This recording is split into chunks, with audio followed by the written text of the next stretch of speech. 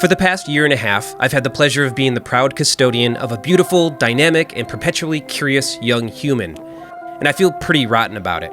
Here's why. Humans are causing climate change.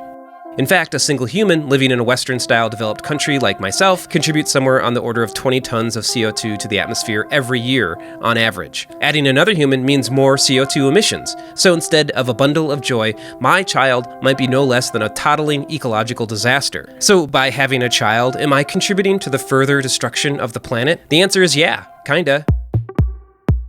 A study out of Lund University calculated the most effective lifestyle changes one could make to lower their carbon footprint. They identified 4 changes with the most impact: getting rid of your car, getting rid of meat in your diet, avoiding air travel, and having one less child. Of those, having less children was by far the most effective. Having one less child prevented upwards of 58.6 tons of CO2 from going into the atmosphere. The next most effective behavioral change was living car-free, and that only saved a little over 2 tons of CO2 per year, about 24 times less than not having a baby. But like I said, the average American emits about 20 tons of CO2 a year. Why would having a baby contribute nearly 3 times the greenhouse gases? Well, to arrive at the 58.6 tons figure, the Lund study took into account not only the life of the child, but the carbon footprint of the child's theoretical descendants. In this way, CO2 emissions can be thought of as hereditary, because you're not just introducing a single person, you're potentially introducing an entire lineage of human beings, each with their very own carbon footprint.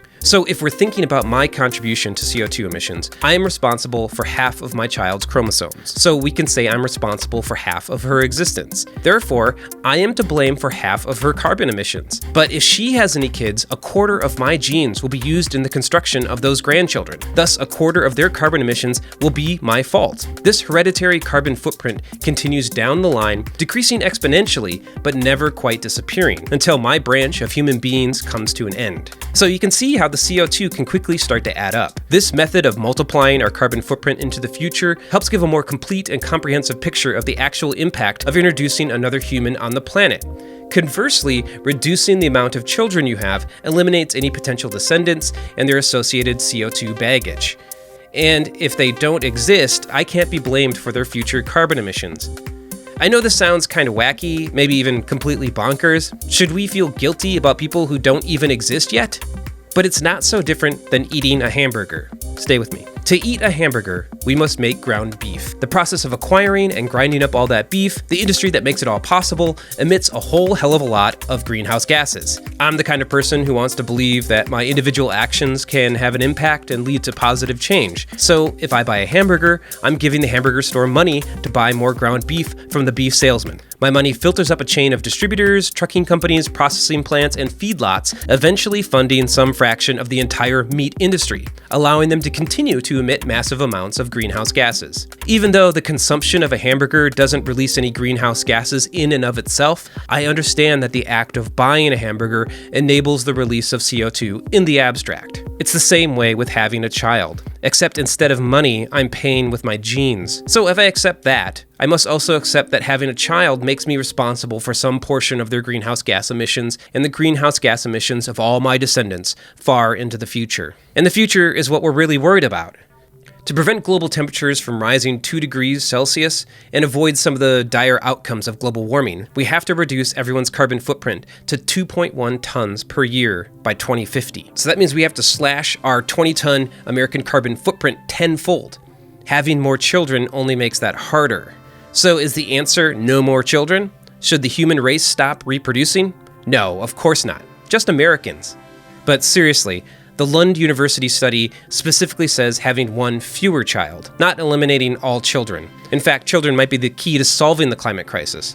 I grew up in a world where certain behaviors were allowed and encouraged. Eating meat and driving a car were synonymous with being a true red-blooded American. This sort of cultural conditioning makes it difficult for people of my generation to adopt new, more environmentally friendly behaviors. To some extent, we've become set in our ways.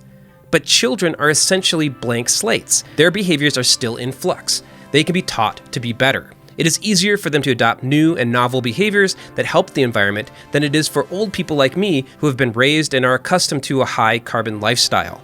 The Lund study calls children catalytic individuals. They have the potential to be catalysts of change. Not to say I can't change my behaviors for the better. I'm not a robot. I have self-determination. I do the best that I can, and that is better than nothing. But in some ways, it is too late for me, too late for my generation, but it's not too late for her. And as long as there are children like her, that means it's not too late for the planet. Just as long as there aren't too many of them.